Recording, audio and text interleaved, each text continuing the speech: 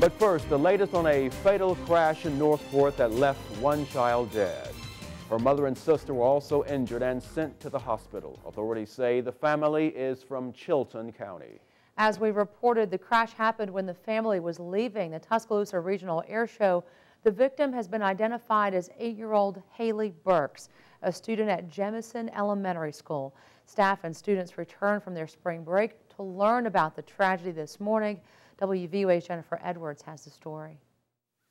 The halls of Jemison Elementary School were quiet as staff and students mourned the death of second grader Haley Burks. The feeling of the school right now is just sadness, almost heavy of heart to have lost such a young student, young child. Anytime you lose a student or a child, it's sadness.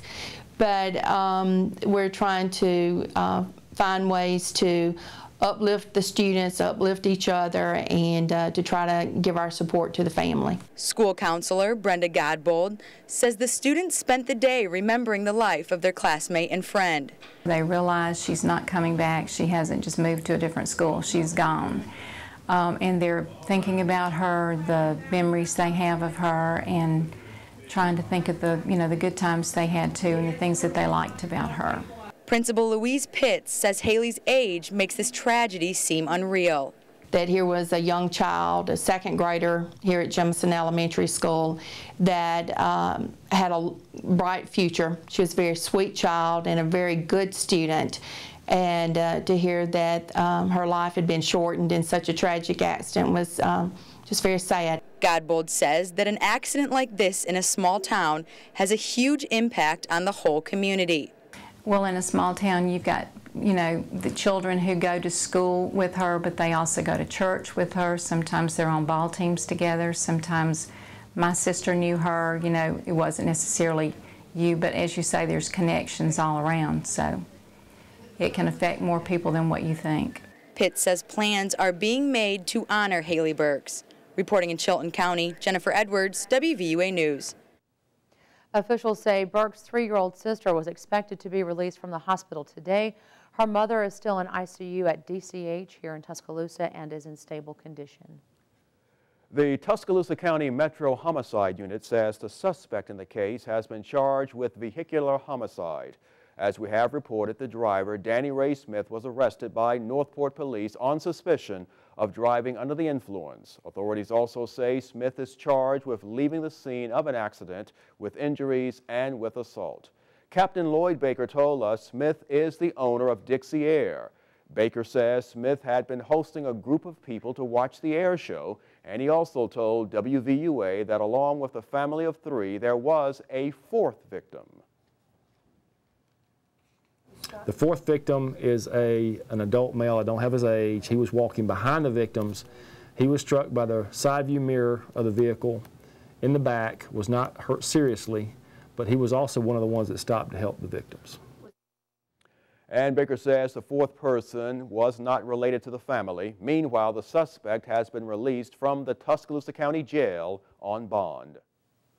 The price of a 911 call may soon cost you more. That's because state lawmakers are now considering raising the fee. Right now in Tuscaloosa County, the monthly fee is 50 cents, but it could go up as high as $2.88.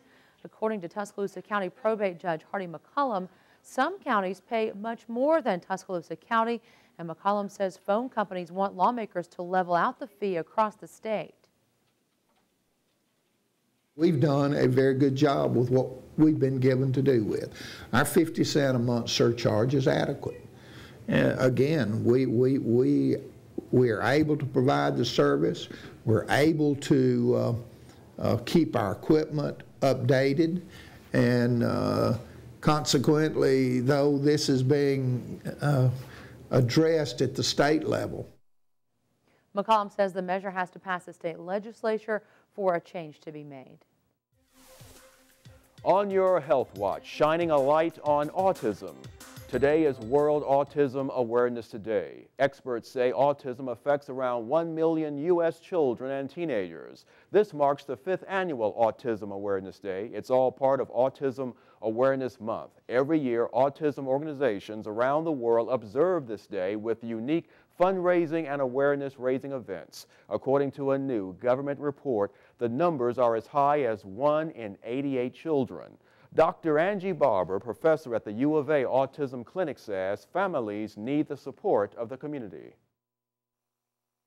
Really, we've seen a collaboration across agencies trying to support families and research, and thankfully we have a month now that we can really get this kind of attention to autism and support the families and the children who need it. And different businesses and landmarks around Tuscaloosa will be lit up in blue tonight in honor of World Autism Day. If this beautiful weather has you craving fresh fruits and veggies, we have good news for you. The wait, almost over. Tomorrow, the very first farmers market at Tuscaloosa's new River Market. That's on Jack Warner Parkway, right there on the banks of the Black Warrior River. The new market replaces the older farmers market on Greensboro Avenue.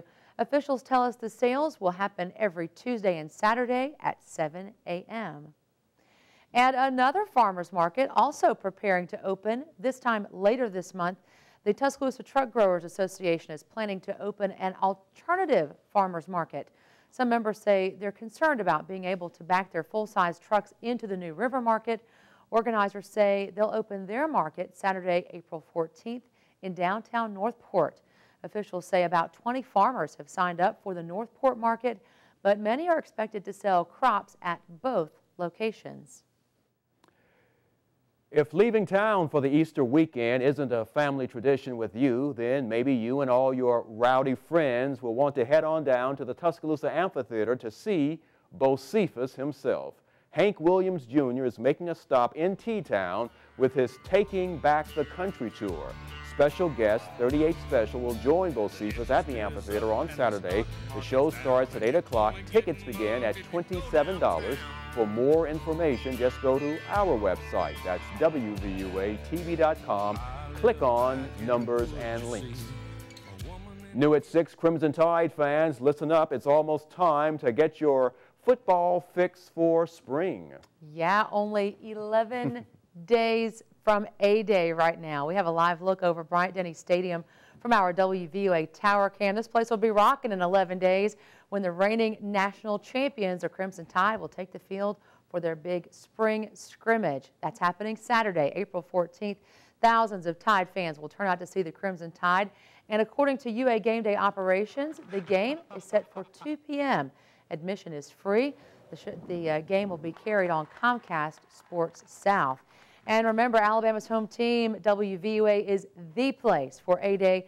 We have a special live A-Day coverage for you with our special edition of Crimson Tide Kickoff live from the Capstone. That cranks up at 12:30 on Saturday, April 14th. We hope you can be with us.